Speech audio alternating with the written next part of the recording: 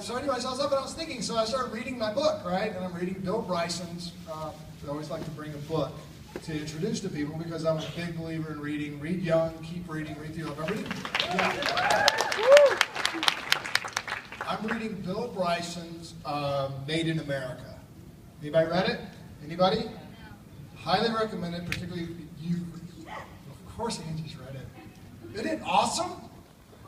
Okay, so I'm reading the book and I'm at the very beginning of it, and it's about language. It's about the changes in language and how it intersects with history and the meanings of things and words on things and what things mean. And I started thinking about it and realized that in general, within the sci-fi community, there is a hidden language.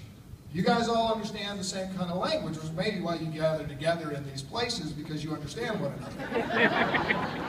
And your friends and family don't.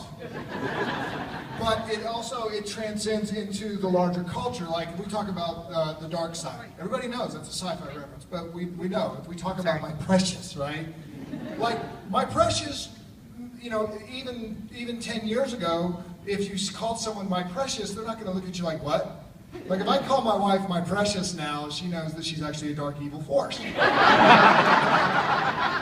actually become more accurate over time. But it did. It got me thinking about this and you know, the legacy of sci-fi. And then you start thinking about, so what's Farscape's legacy going to be, man? What's it going to be? John Crichton. Crichtonisms. Right? That's the one that I want to slip into the mainstream culture, like malaprop.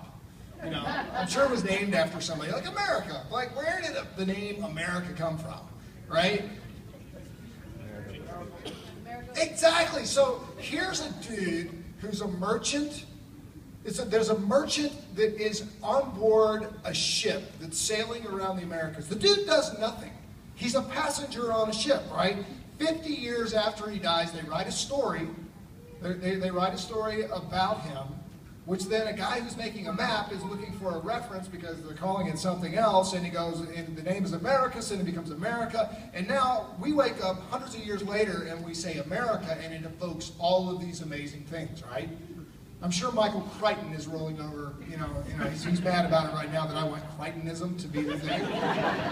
But then a Crichtonism is something that you say to someone else. They don't understand what it is you're talking about. It could be funny, it could be poignant, but they don't understand. And I realize that many of us walk out into the world and we say things and we're talking, you know, it's not going to be the dark side, but it might be, oh yeah, for all you know? And only a specific number of people are going to understand, or no one is going to understand us. I come here to be understood.